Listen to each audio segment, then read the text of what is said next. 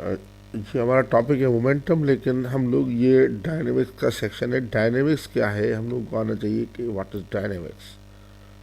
देखिए, हम कहते हैं डायनेमिक्स जो है,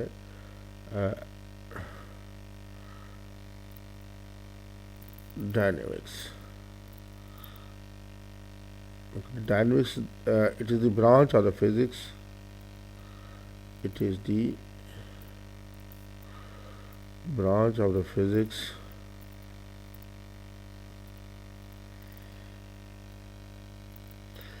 in which forces acting on body, forces acting on body are considered। यानी जिसमें हम फोर्सेस को कंसीडर करें वो डायनेमिक्स है। देखिए, काइनेमेटिक्स वो है जिसमें हम फोर्सेस को कंसीडर नहीं करते, और डायनेमिक्स वो है जिसमें हम फोर्सेस को कंसीडर करते हैं। डायनेमिक्स में पहला पहला टॉपिक है मोमेंटम। मोमेंटम को डिफाइन कैसे करते हैं और सारी चीज़ें कैसे करते हैं।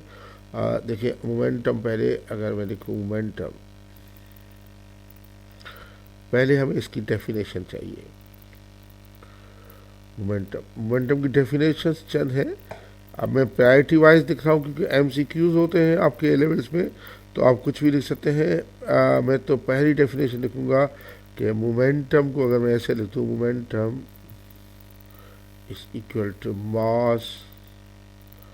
मास times the velocity, mass into velocity. Speed नहीं होगा, वेलोसिटी, नंबर 1। नंबर 2 ये लिख दूँ, it is the product of, एक ही डेफिनेशन है, डेफिनेशन हमेशा फिजिक्स में एक होती है। It is the product of mass and velocity.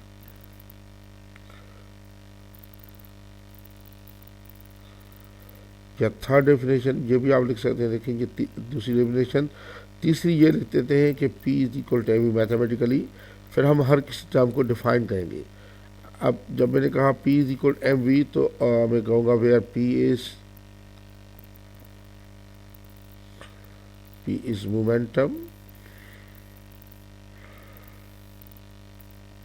M is mass, and V is velocity. V is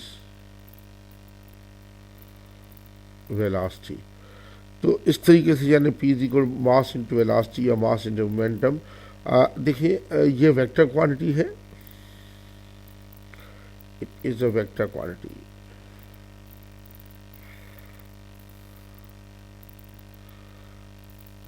vector quantity, its direction, देखिए P इज इक्वल मास, मास इसके अंदर वेलोसिटी वेक्टर है, P भी वेक्टर है, तो इट्स हमेशा इसका डायरेक्शन जो होगा, direction of momentum and velocity is always same. direction of momentum and velocity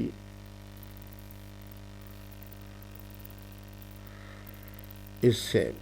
क्योंकि बिल्कुल देखिए, अगर और हम राइट को पॉजिटिव लेते हैं, मिसाल के तौर पर अगर आप कैलकुलेशन मोमेंटम की करना चाहें, पहले तो इसका एसआई यूनिट दिखाऊं।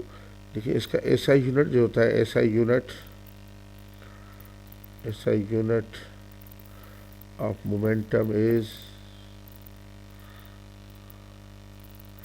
I think मास का होगा किलोग्राम इंटू वेलोसिटी का मीटर पर सेकंड। देखिए, अब देखिए आप ये देखिए, मास है, मास का यूनिट क्या होगा, किलोग्राम, इंटू इस वेलोसिटी का यूनिट क्या होगा, इंटू मीटर पर सेकंड। तो ये रहेगा किलोग्राम मीटर पर सेकंड। लेकिन कभी कभी हम इसको न्यूटन इंटू सेकंड में लिखते हैं। हम प्रूव कर सकते हैं कि न्यूटन इंटू सेकंड किलोमीटर पर सेकंड सेम है। अब वी कैन प्रूव, हम प्रूव कर सकते हैं, आराम से प्रूव कर सकते हैं। देखिए, ये अगर मैं कहूँ कि newton into second is equal to हमेशा होता है kilogram into metres per second. मैं इसको कैसे प्रूव कर सकता हूँ, आप लेफ्ट हैंड साइड ले लें, ये Newton into second, left Newton into second का हो जाएगा kilogram metres per second square Newton into second. तो ये आता है आराम से kilogram into metres per second. यानी हमने प्रूव कर लिया कि न्यूटन इंटू सेकंड और किलोग्राम इंटू मीटर पर सेकंड जो है वो इक्वल है। अब देखिए हम मोमेंटम की कैलकुलेशन कैसे करते हैं। अगर मिसाल के तौर पर एक बॉडी है, देखें एक बॉडी है, ये 5 किलोग्राम का बॉडी है सपोज, इधर जा रहा है 10 मीटर्स पर सेकंड के वेलोसिटी से, तो इसका मोमेंटम कितना होगा 5 इंटू 10, ये हो जाएगा 50 kilogram into metres per second, क्योंकि राइट की तरफ जा रहा है तो मैं कहूँगा वेलोसिटी पॉजिटिव वेलोसिटी। लेकिन अगर यही बॉडी मिसाल के तौर पर ये 5 किलोग्राम बॉडी है, ये इधर जा रहा है सपोज 5 मीटर्स पर सेकंड के साथ, तो इसका मोमेंटम जो है कितना होगा, मैं कहूँगा 5 इंटू -5, क्योंकि वेलोसिटी इसमें नेगेटिव है। एरो दिया गया, जब एरो देते तो नेगेटिव शो करने की जरूरत नहीं होती, लेकिन है लेफ्ट की तरफ, तो इसका मोमेंटम हो जाएगा -25 kilogram into metres per second. या अगर कोई बॉडी आप ये देखें, ये मिसाल 2 kg बॉडी है, ये ऊपर जा रहा है सपोज 10 मीटर्स पर सेकंड के साथ, तो इसका मोमेंटम जो होगा 2 इंटू +10, ये होगा +20 kg into metres per second. और अगर यही बॉडी मिसाल के तौर पर 2 kg है, नीचे जा रहा है अगर सपोज 5 मीटर्स पर सेकंड के साथ, तो मैं कहूँगा इसका मोमेंटम जो होगा वो 2 इंटू -5, तो ये -10 किलोग्राम मीटर्स पर सेकंड होगा। मोमेंटम का डायरेक्शन है, इसीलिए इसको प्लस माइनस देना ज़रूरी है। अब देखिए मोमेंटम बेसिकली होता क्या है, फिजिकल इंटरप्रिटेशन मोमेंटम की क्या है। अगर मैं चाहूँ कि फिजिकल इंटरप्रिटेशन मोमेंटम की क्या है,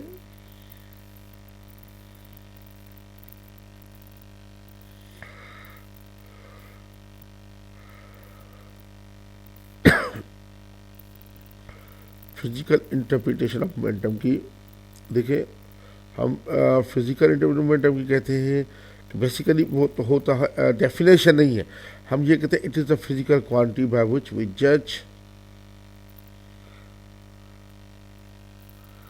it is the physical quantity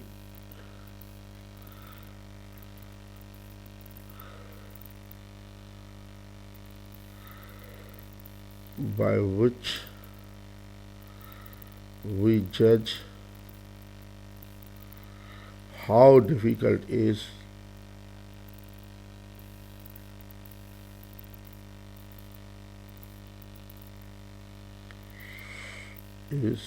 to stop a moving body।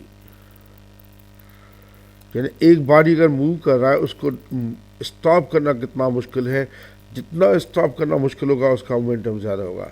यानी हम ये कह रहे हैं कि more difficult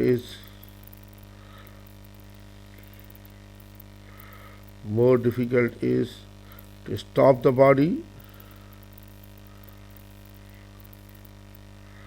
larger will be its momentum, larger will be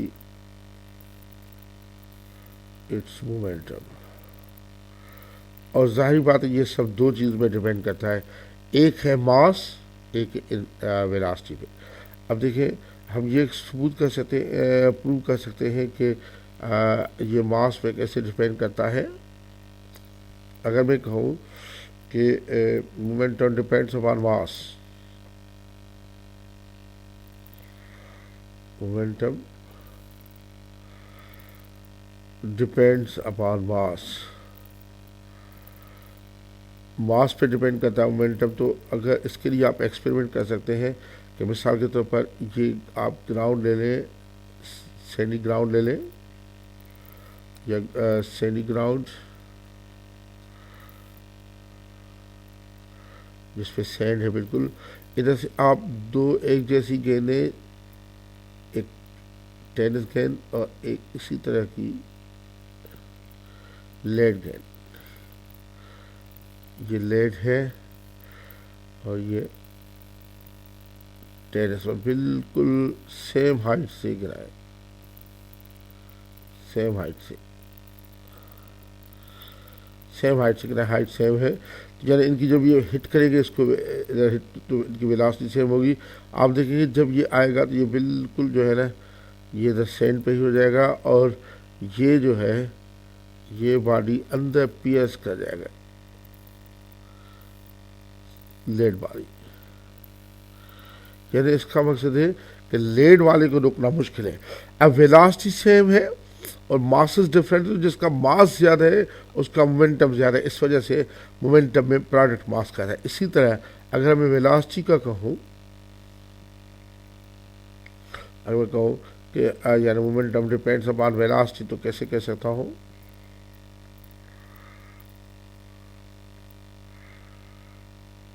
बहुत आसान सी मिसाल है, दो मिसालें देता हूँ। एक बाइसिकल है या एक साइकिल वाला बंदा है, वो भी जा रहा है 10 मीटर्स पर सेकंड के साथ बाइसिकल से, और एक ट्रेन है वो भी 10 मीटर्स पर सेकंड के साथ जा रही है ट्रेन। तो इसको डिफ़िकल्ट होगा रोकना, डिफ़िकल्ट टू स्टॉप। इसका मास, यानी अब ये तो सारी मास वाली मिसाल हो गई वेलोसिटी। अब दूसरी सारी ये तो उसमें दे सकते हैं जिसमें वेलोसिटी सेम है। ये हमें दिखाना है, सारी ये नहीं दे सकता, ये तो वो वेलोसिटी मिसाल हो गई। दूसरी मिसाल इसमें आ गई वेलोसिटी की। हमें दिखाना है कि मास सेम है और वेलोसिटी जो है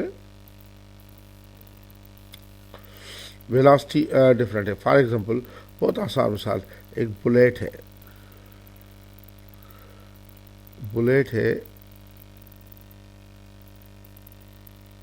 अगर ये हाथ से फेंके, थ्रो इट बाय हैंड,